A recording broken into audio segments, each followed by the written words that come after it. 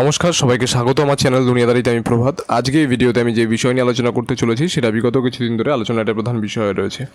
শুধুমাত্র আলোচনার প্রধান বিষয় বা প্রধান কেন্দ্রবিন্দুই নয়, এই ধরনের কোনো ঘটনা ঘটলেই আমাদের 2012 সালে নির্ভয়া হত্যাকাণ্ডের ঘটনার কথা মনে পড়ে যায়। তার সাথে আবারও উঠে আসে সেই পুরনো কিছু প্রশ্ন, যার উত্তরের জন্য সেই সময়ও সারা দিল্লি সহ সারা দেশ জুড়ে ভিড়ের সমাগম হয়েছিল। আর আজ সেম একই প্রশ্নের জবাবের জন্য 12 বছর পরে আবারও নতুন করে সারা দেশ জুড়ে, রাজ্য জুড়ে ভিড়ের সমাগম হয়েছে। আর এই ভিড়ের এই আন্দোলনের সম্মিলিত স্বর হলো উই ওয়ান্ট জাস্টিস। হয়তো সেদিনও যেই মানুষগুলো আন্দোলনে নেমেছিল তাদের মধ্যে অধিকাংশ মানুষই আজ এই আন্দোলনে নেই। কিন্তু আর যারা এই আন্দোলনে রয়েছে তাদের মধ্যে অধিকাংশ মানুষই বিলং করে নিউ জেনারেশন থেকে। কিন্তু এখানে প্রশ্নটা ওল্ড জেনারেশন বা নিউ জেনারেশনের বিষয় নয়, তাদের আন্দোলনের বিষয়ে। সেই সময় যারা আন্দোলন করছিল তাদের আন্দোলনের মূল বিষয় ছিল উমেন সেফটি, উমেন প্রোটেকশন। যারা দোষী তাদেরকে কঠোর থেকে কঠোর সাজা দেওয়া হোক, আর এই ধরনের ঘটনা ভবিষ্যতে যাতে না ঘটে তার জন্য উপযুক্ত কাঠামো তৈরি করা হোক, উপযুক্ত ব্যবস্থা নেওয়া হোক। আর এখন যারা আন্দোলন করছে এই নিউ জেনারেশনের আন্দোলনের মূল বিষয় হলো উমেন সেফটি, উমেন প্রোটেকশন, যেটা তখনও ছিল এখনও সেটা সেমই রয়েছে। কালপ্রিট যারা দোষী তাদেরকে কঠোর থেকে কঠোর সাজা দেওয়া হোক, আর এই ধরনের ঘটনা আবারও যাতে ভবিষ্যতে যদি না ঘটে তার জন্য উপযুক্ত ব্যবস্থা নেওয়া হোক। এখানে দেখার বিষয় হলো যে হয়তো আন্দোলনটা ওল্ড জেনারেশন থেকে নিউ জেনারেশনে শিফট হয়েছে, কিন্তু তাদের আন্দোলনের বিষয়টা শিফট হতে পারলো না। সেটা হলো ওমেন সেফটি, নারী সুরক্ষা।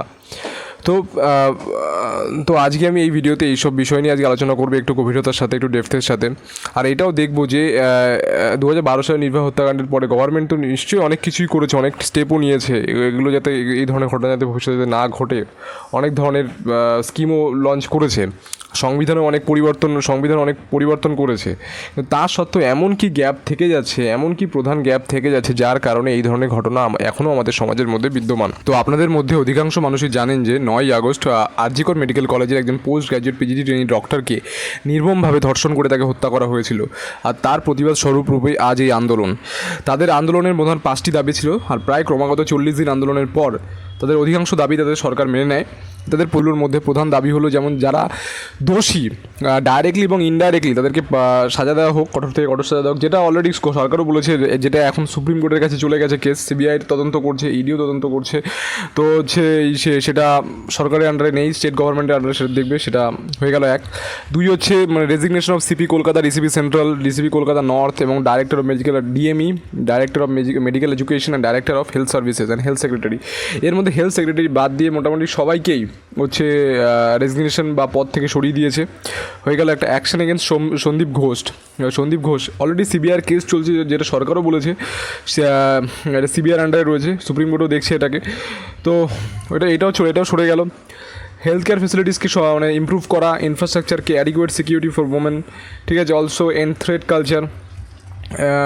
স্টেট গভর্নমেন্ট এর জন্য অলরেডি 100 কোটি টাকা স্যাংশন করেছে হেলথ কেয়ার ফেসিলিটিস, সেটা আরও ইমপ্রুভ করার জন্য। মানে মেল ফিমেলদের জন্য আলাদা রেস্ট রুম বা যে রেস্ট করার বা শোয়ার ঘর বা থাকার জন্য আলাদা ঘর প্রত্যেকটা সরকারি, বিশেষ করে যেখানে মেডিকেল কলেজগুলো যেখানে রয়েছে, মেডিকেল কলেজ এবং হাসপাতাল যেখানে ইনক্লুড রয়েছে ওয়েস্ট স্টেটের মধ্যে, সেসব জায়গাতে।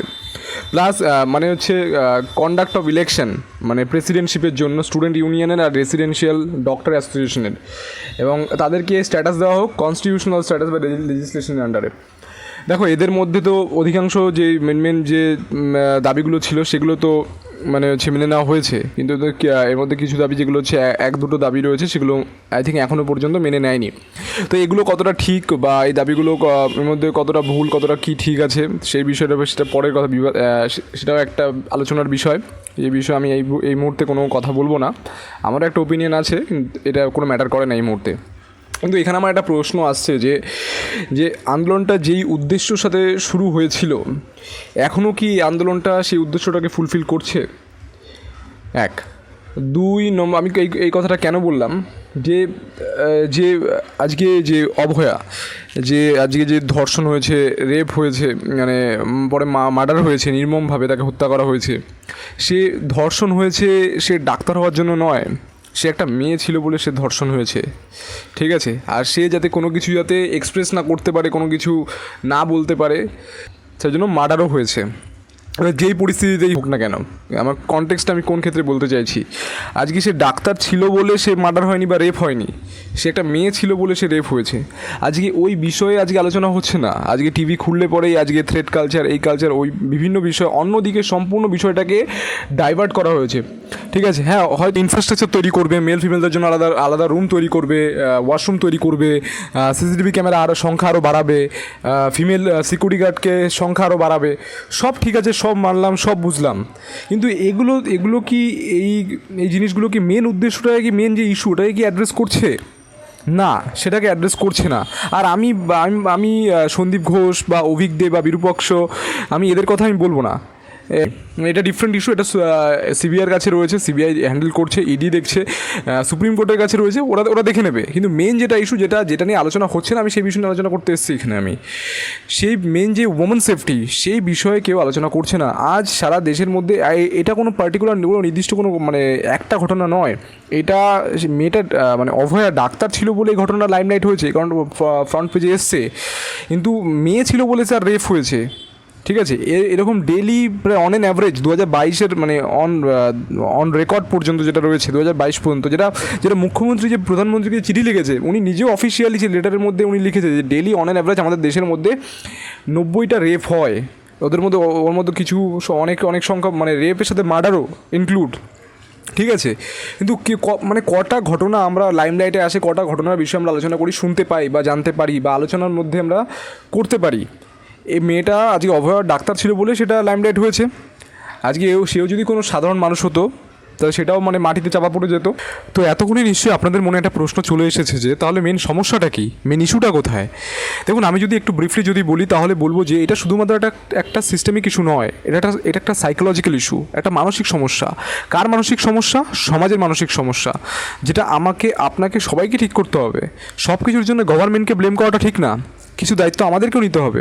আর সেটা গভর্নমেন্ট স্টেটের হোক বা সেন্ট্রালের হোক, কোনো গভর্নমেন্টই চায় না তার রাজ্যে বা তার দেশে এই ধরনের কোনো ঘটনা ঘটুক। আর গভর্নমেন্ট অনবরত চেষ্টা করে যাচ্ছে যে এই ধরনের ঘটনা যাতে না ঘটে, কিন্তু আমাদেরকে ঠিক করবে কী করে? এখনও পর্যন্ত মেয়েদেরকে অ্যাজ এ অবজেক্ট হিসেবে দেখা হয়, অপূর্ণ কিছু ইচ্ছা পূরণের মাধ্যম হিসেবে দেখা হয়। রাস্তায় কোনো মেয়ে দেখলে পরে মানে টিজ করা হয়, টিটকারি করা হয়। কোনো মেয়ে যদি ছোটো জামা প্যান্ট পরে যাতায়াত করে, তাকে নিয়ে গ্রুপের মধ্যে আলোচনা করা হয়, চায়ের দোকানে বসে ফাজলামি করা হয়। এখনও অনেকে মেয়েদেরকে মাল হিসেবে ডেজিগনেট করে, এই মালটা দেখ কত মানে কি লাগছে দেখেছিস তো, এই ধরনের কথা বলে উল্লেখ করা। আর এগুলো, এই ধরনের কথাবার্তা, এগুলো আমিও শুনেছি, আপনারাও শুনেছেন, আসেন না দেখলেও শুনেছেন নিশ্চয়ই, আপনাদের চারপাশেও হয়েছে, আপনারা নিজে ফলো করেছেন নিশ্চয়ই, দেখে চুপ করে থেকে গেছেন। এই ধরনের থট, এই ধরনের থিঙ্কিং যতদিন থাকবে, ঠিক আছে, ততদিন এই ধরনের ঘটনা ঘটতে থাকবে। যবে এই ধরনের থিঙ্কিং, এই ধরনের মানসিক চিন্তাভাবনা যবে চেঞ্জ হবে, তবে এই ধরনের ঘটনাও ঘটা বন্ধ হয়ে যাবে। আর শুধুমাত্র যে আর্জি করে যে ঘটনাটা ঘটেছে, এটা শুধুমাত্র একটা নির্দিষ্ট কোনো জায়গা বিশেষে সীমাবদ্ধ নয়। Women's are vulnerable in everywhere. সব জায়গাতে মহিলারা মানে কম বেশি অসুরক্ষিত। যেরকম হোটেল ইন্ডাস্ট্রি আছে, aviation industry, corporates, railways, film industry বিশেষ করে। ঠিক আছে, আর গভর্নমেন্ট সেক্টরে একটা এক্সাম্পল, লাইভ এক্সাম্পল রয়েছে জি কর মেডিকেল কলেজ। ঠিক আছে, আমি যদি মানে কর্পোরেটসের কথা বলি, তাহলে বলবো যেমন মানে কর্পোরেটসের মধ্যে কি বিশেষ করে মহিলাদের, মেয়েদের, ওমেন্সদের একটু হায়ার পজিশনে মানে পদ দেওয়ার জন্য লোভ দেখানো হয়। সেই লোভ কীভাবে দেখানো হয়? তো মানে সেক্সুয়াল ফেভারের জন্য ফেভার করলে পরে তাহলে এই পজিশন দেওয়া হবে, এইভাবে এক্সপ্লয়েট করা হয়। আর ফিল্ম ইন্ডাস্ট্রির কথা আসলো যখন, তাহলে আমি বলি যে কিছুদিন আগে, বিশেষ করে 1 মাস আগে, জাস্টিস হেমা কমিটির রিপোর্ট বেরিয়েছে। আর এই রিপোর্টের মধ্যে কিছু বিস্ময়কর বলবো না, বিভৎস কিছু মানে তথ্য লেখা রয়েছে। ঠিক আছে, বিশেষ করে এখানে এটা আমি কেরালার কনটেক্সটে বলছি, আর এটা কম বেশি বলতে গেলে প্রত্যেকটা আমাদের দেশের প্রত্যেকটা ফিল্ম ইন্ডাস্ট্রির উপর লাগু হয়। ঠিক আছে, তো বলতে গেলে এখানে কিছু পাওয়ার গ্রুপ রয়েছে, ঠিক আছে, শক্তিশালী কিছু সংগঠন রয়েছে, বিশেষ করে যেমন কাস্টিং কাউচ, যারা অ্যাক্ট্রেসেসদের মানে হায়ার করে, তাদেরকে যেমন মানে সিলেক্ট করে। ঠিক আছে, তারা মানে তারা কি মানে তাদেরকে বিশেষ করে অ্যাক্ট্রেসেসদের, হিরোইনদেরকে মানে ছোটো ছোটো রোলের মানে লোভ দেখিয়ে মানে কাজের সুযোগের নাম করে ভান দেখিয়ে তাদেরকে সেক্সুয়ালি তাদেরকে মানে হচ্ছে মানে এক্সপ্লয়েট করে এসেছে যতদিন ধরে, যে এইভাবে যে তোমরা যদি অ্যাকসেপ্ট করো তাহলে তোমরা এই সুযোগটা পেতে পারো, ওই সুযোগটা পেতে পারো, ঠিক আছে, ওই সুযোগটা তোমাকে করে দেবো, তোমাকে দিয়ে দেওয়া হবে, ঠিক আছে, তুমি যদি রাজি হও তো এক্সপ্লয়েট করেছে। আমি এর থেকে যদি এক স্টেপ যদি নিচেও যদি নামি, যারা মেকআপ আর্টিস্ট রয়েছে, যারা হচ্ছে হেয়ার ড্রেসার্স রয়েছে বা হেয়ার স্টাইলিস্ট রয়েছে, ঠিক আছে, ফিমেল হেয়ার স্টাইলিস্ট রয়েছে, তাদেরকে এত মানে খুবই মানে তাদের তো আরও অবস্থা আরও খারাপ, তাদেরকে বলতে গেলে তারা আরও এক লেভেল নিচে বা এক লেভেল বলতে গেলে মানে তুলনামূলক লেভেলটা তাদের নিচু, তাদেরকে মানে সেক্সুয়ালি আরও খারাপভাবে তাদেরকে এক্সপ্লয়েট করেছে, মানে যখন যেরকম তাদের বিনা অনুমতিতে তাদের রুমে চলে গেছে, ঠিক আছে, এরকমও কিছু খবর এই রিপোর্টের মধ্যে লেখা রয়েছে, ঠিক আছে। আর যারা না করেছে, যারা বলেছে না আমি সেক্সুয়ালি কোনো রিলেশনে তোমাদের যাবো না আপনাদের সাথে, তো তাদেরকে অবস্থা এমন করেছে তারা যাতে কোনো ধরনের কাজ যাতে না পায়, সেই জন্য সেরকম ব্যবস্থা করা হয়েছে। তাদেরকে মানে ঘুরতে হয় কাজের জন্য, যাতে একটা কাজ যাতে পায়, ঠিক আছে। এই ধরনের জিনিস হয়ে আসছে, এখনও হচ্ছে, ভবিষ্যতেও যদি না ঠিক হয় তাহলে হতে থাকবে, ঠিক আছে। আর আমি যদি সম্পূর্ণ একটা তথ্য বা বিবরণ যদি দিই যে মানে আমাদের দেশে মানে কতটা কি রেপ মানে হচ্ছে আজকে যে অভয়ার যে মানে রেপটা আজকে আমরা আলোচনা করছি, আজকে আমি ভিডিওটা বানাচ্ছি এই ঘটনাটার জন্য লাইমলাইটে এসছে। আজকে এটা যদি সাধারণ কোনো বিষয় হতো, সাধারণ কোনো মেয়ে হতো, তাহলে এটা লাইমলাইটে আসতো না। আর আমি যদি সম্পূর্ণ একটা বিবরণ যদি দিই যে আমাদের দেশে অন অ্যান অ্যাভারেজ সারা বছর মানে কতগুলো রেপ হচ্ছে, তাহলে আপনাদের তাহলে একটু বুঝতে তাহলে সুবিধা হবে। যে আমার কাছে এখনও পর্যন্ত 2022 পর্যন্ত ডেটা রয়েছে, যে মানে 2022-এ যেটা লাস্ট মানে রিপোর্ট হয়েছে সেটা হলো 31 থেকে 32,000 রেপ হয়েছে সারা এক বছরের মধ্যে। আর 2022-এর রিপোর্ট লাস্ট যেটা রেকর্ড রয়েছে যে on an average 85 to 90 rape on an average daily যেটা হচ্ছে, ঠিক আছে। সেই অনুসারে 2022-এ 31 থেকে 32,000 রেপ রিপোর্ট হয়েছে, ঠিক আছে, 31,000 অ্যাপ্রক্স রেপ রিপোর্ট হয়েছে।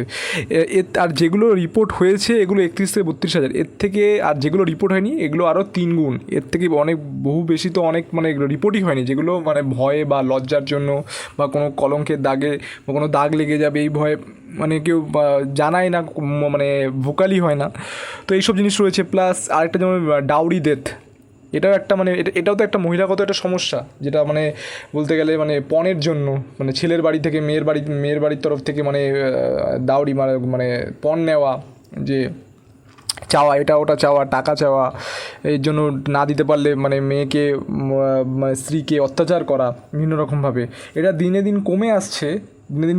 এখনও প্রায় 7,000-এর কাছাকাছি, প্রায় বলতে গেলে 2021-এ মানে মৃত্যু হয়েছে ডাউরি ডেথের কারণ, সুইসাইড হোক বা টর্চারের কারণে, মার্ডার হোক, যেটাই হোক, ডাউরি ডেথের কারণে হচ্ছে, ডাউরির কারণে হচ্ছে, ঘুষে মানে পণের কারণে, ঠিক আছে, মারা গেছে। তো এতক্ষণে নিশ্চয়ই আপনাদের মনের মধ্যে একটা প্রশ্ন চলেই এসেছে, যে তো এখন আপনারা আমাকে কোয়েশ্চেন করতেই পারেন যে তাহলে আপনার মধ্যে তাহলে আসল এর সলিউশনটা কি, এর কি এমন করা যেতে পারে যে এই ধরনের সাইকোলজিক্যাল যে চিন্তাধারা রয়েছে একে আমরা সমাজের থেকে হ্রাস করতে পারি। দেখো, এর তো অনেক কটা সলিউশন থাকতে পারে, অবশ্যই থাকবে, ঠিক আছে। এই মুহূর্তে আমার যেটা মাথায় আসছে, যেটা আমার মনে হয়েছে সেটা হলো এডুকেশন। শুধু সেটা কোনো ছোটোখাটো সাধারণ এডুকেশন নয়, সেটা হলো সেক্স এডুকেশন। যেটা আপনারা ভাবছেন সেটা নয়। Sex education is more about psychological than physical, ঠিক আছে। সেক্স এডুকেশন মাধ্যমে আমরা কনসেন্টের মাহাত্ম্যটাকে আমরা শেখাই, রিলেশনশিপ সম্পর্কের মাহাত্ম্যটাকে আমরা শেখানো হয়, সেক্সুয়াল হেলথ হোক, ঠিক আছে, বিভিন্ন ধরনের টোটাল সম্পূর্ণ যেটা যেরকম সেটা সেমনভাবে প্রস্তুত করা হয়। আমরা এমনভাবে সমাজের মধ্যে আমরা এমন একটা ভ্রম তৈরি করে রেখেছি, এমন একটা মানে সাসপেন্স তৈরি করে রেখেছি যেটা খোঁজার জন্য মানুষ ইন্টারনেটে বিভিন্ন ধরনের মানে গ্রাসের শিকার হচ্ছে, যারা সেই শিকারেরও পরিণতি এটা একটা, ঠিক আছে। তো এটা কীভাবে হেল্প করতে পারে, কীভাবে এই মানে হচ্ছে এই ধরনের সাইকোলজিক্যাল ইস্যু যে সমস্যা এটাকে হ্রাস করতে কীভাবে হেল্প করতে পারে, এটা মানে সমাজের যে মাইন্ডসেট এটাকে চেঞ্জ করবে কীভাবে, মানে প্যাট্রিয়ার্কিকে চ্যালেঞ্জ করবে। যেমন আমাদের সমাজ একটা ম্যান ডোমিনেটেড সমাজ, ঠিক আছে। সেক্স এডুকেশনের মাধ্যমে আমরা কি মানে আমরা ছোটোবেলা থেকে বয়েজ অ্যান্ড গার্লসকে শেখাতে পারি অ্যাবাউট রেসপেক্ট, একে অপরের রেসপেক্ট, সম্মান। মানে পেট্রিয়ার্কিক্যাল সমাজ মানে বলতে কি ম্যান ডমিনেটেড বলতে গেলে মানে পুরুষ শাসিত বা পুরুষ নিজে মানে দম্ভ, মানে অ্যাজ এ পাওয়ারফুল, অন্য সব জেন্ডারদের তুলনায় নিজেকে একটু ওপরে মনে করে, হায়ার লেভেলে। তো সেই জিনিসটাকে ব্রেক করা, সেই গ্লাসটাকে ব্রেক করা, একে অপরকে রেসপেক্ট করা, সম্মান, ছোটো থেকেই কনসেন্ট মানে মাহাত্ম, যে কোনো ছেলে কোনো বয় যদি কোনো মেয়েকে যদি কোনো কিছুর জন্য অ্যাপ্রোচ করে, কোনো মেয়ে যদি না বলে, it's mean no means no, no মানে ইয়েস নয়, সেইটার মাহাত্মটাকে বোঝা। 2, 3 হলো ইকুয়ালিটি, সমানতা। কোনো কিছু যে কোনো জিনিসে, যেটা বললাম যে ম্যান ডমিনেটেড সমাজ, সে কোনো ছেলেও এটা মনে করা যে ছেলে মেয়ে দুজনেই সমান, আলাদা নয়। সেটা যে কেউ হতে পারে, যে মানে সমাজের মধ্যে যে কেউ মনে করে, সে ছোটো থেকে এটাকে শিক্ষা দেওয়া দরকার, শিক্ষা দিতে হবে, ঠিক আছে? তাহলে এটা চেঞ্জ হবে পরবর্তীকালে। ডিসম্যান্টলিং দ্য রেপ কালচার, মানে এই সেক্স এডুকেশনের মাধ্যমে কী হবে যে আমরা মানে হেলদি রিলেশনশিপ কী, বাউন্ডারিজ, একে অপরের যে সীমাটা রয়েছে, সীমাটাকে আমরা শেখাতে পারবো, ঠিক আছে? ছোটো মানে বয়স থেকেই এর সাহায্য করবে। এটাকে কী করবে ছোটো থেকে, তাহলে এই ধরনের জিনিসগুলোকে মানে সাহায্য পসিবিলিটি আছে, এটাকে ডিসম্যান্টেল করবে। অ্যাড্রেসিং পাওয়ার ডাইনামিক্স, এটা একটা কাজের, এটা ওয়ার্ক স্পেসের ওপরে এটা লাগু হয়। যখন ছোটোবেলা থেকেই যখন মানে ছেলে এবং মেয়েদেরকে যখন এই সেক্স এডুকেশনের বিষয়ে যখন বিষয় পড়ানো হবে, শেখানো হবে, এর মধ্যে কী তারা পড়তে হবে, রেসপেক্টের মানে একে অপরকে রেসপেক্ট করা, সম্মান করা, এটা বাড়ি থেকেও শেখানো হয়। প্লাস এটা মানে শিক্ষার মধ্যে এটা তাদের কারিকুলামের মধ্যে তাদের অন্তর্নিহিত থাকবে, ঠিক আছে? কনসেন্ট, মতামত, যেটা আমি আগেও বললাম, yes means yes, no means no, there is no other things about this, ঠিক আছে? এই বিষয়ে তারা শিখবে, জানবে। ইকুয়ালিটি, সমানতা, একে অপরকে সমানভাবে দেখা, নিজেকে অন্যের তুলনায় সুপিরিয়র না মনে করা, ঠিক আছে? এই বিষয় জানতে পারবে ছোটো থেকে। তো এই 3টে জিনিস, এটা বড় একটা জিনিস। প্লাস আরও যে সমস্ত জিনিস, যেমন হচ্ছে ফিজিক্যাল বলতে গেলে কি, যেটা যেরকম মানে শারীরিক যে জিনিসগুলো যে রয়েছে, যেটা অলরেডি সাসপেন্স যে ক্রিয়েট করে রাখা রয়েছে, ঠিক আছে? আমি একটা এক্সাম্পল দিয়ে আমি যদি বলি যে পিউবার্টি, ঠিক আছে? পিউবার্টি, আমাদের একটা গ্রোসারি শপ আছে, ঠিক আছে? তো মাঝে মাঝে আমি যখন দোকানে থাকি তখন অনেক সময় কি আমাদের দোকানে কি প্যাড বিক্রি হয়, ঠিক আছে? তো অনেক সময় ফিমেল অনেক কাস্টমার আসে প্যাড কেনার।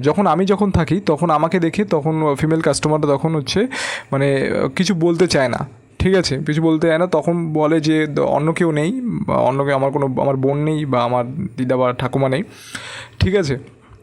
তখন আমি ডেকে দিই, ঠিক আছে? একদিন আমি একজন দিদিকে আমি বললাম, দিদি এত মানে সে যখন আমাকে বলতে চাইছে না, তখন আমি বললাম বাধ্য হয়ে যে দিদি এত মানে লোকানোর কিছু নেই, যেটা ফ্যাক্ট সেটা ফ্যাক্ট, ঠিক আছে? এমন কিছু মানে নয়, আমি সঠিক কোনো শব্দ এখানে এই মুহূর্তে পাচ্ছি না আমি, মানে কিন্তু নয় যে এটাকে লোকাতে হবে, বলতে পারবে না, ঠিক আছে? তারপরে আমি আমার মানে বোনকে আমি ডেকে দিই, তো দেয়। তো এই ধরনের জিনিস রয়েছে, যেটা ফ্যাক্ট, যেটা মানে সেটাকে মানে বলা, সেটা নিয়ে আলোচনা করা, সেটাকে তুলে ধরা, সেটা নিয়ে মানে লজ্জা না পাওয়া, ঠিক আছে? এমন কিছু সাসপেন্স মানে ক্রিয়েট না করা, সেটাতে আরও মানে বাজে একটা মাহল তৈরি করে, ঠিক আছে? যে কোনো জিনিসেই। আর আমি যদি বলি গভর্নমেন্টের ক্ষেত্রে, যদি বলি সেন্ট্রাল গভর্নমেন্ট চেয়েছিল এই সেক্স এডুকেশনটাকে 2020 নিউ এডুকেশন পলিসির মধ্যে ইনক্লুড করতে, কিন্তু সমাজের কিছু লিডারের অপোজিশন থাকাতে এই এডুকেশনটা এটার আমাদের কারিকুলামে ইনক্লুড হতে পারেনি। তো এই বিষয়ে আমাদেরই ভোকাল হতে হবে, আমাদেরই জাগরুক হতে হবে। তাহলেই আমরা যবে জাগরুক হব, আমরা যখন ভোকাল হব, তখন গভর্নমেন্ট কনফিডেন্স পাবে। তাহলে কনফিডেন্স পেলে পরে কি এই এডুকেশনটাকে আমাদের কারিকুলামের মধ্যে ইনক্লুড করতে পারবে। তখন তাহলে নতুন যারা ইয়ং জেনারেশন যারা রয়েছে, ছোটো ছোটো শিশুরা, ছোটো ছোটো বয়েজ অ্যান্ড গার্লস, তারা তাহলে শিখতে পারবে, জানতে পারবে, তারা তাহলে ইন ফিউচার বেটার তাহলে ডিসিশন নিতে পারবে, ইন ফিউচার বেটার ইকুইপড হবে, ইনফর্মড হবে about society, about women, about men also, ঠিক আছে? তো যাই হোক, এটা আমার নগণ্য একটা নলেজ আমি শেয়ার করলাম আমি আপনাদের সাথে। আপনাদের কেমন লাগবে একটুখানি জানাবেন। আমি অনেক দিন পরে ভিডিওটা বানাচ্ছি, হয়তো ভুল হতে পারে, অনেক জায়গায় অনেক কিছু মাথায় ছিল, একটু স্ট্রেচ হয়ে গেছে, কারণ অনেক দিন ধরে আমি চেষ্টা করছি ভিডিওটা বানানোর, হয়ে গেছে। তো অনেক জিনিস মিস আউট হতে পারে, আমার অনেক পয়েন্টও মিস আউট হতে পারে। তো আপনাদের ভালো লাগলে অবশ্যই লাইক করবেন, ঠিক আছে? শেয়ার করবেন, সাবস্ক্রাইব করবেন। তো নমস্কার, জয় হিন্দ।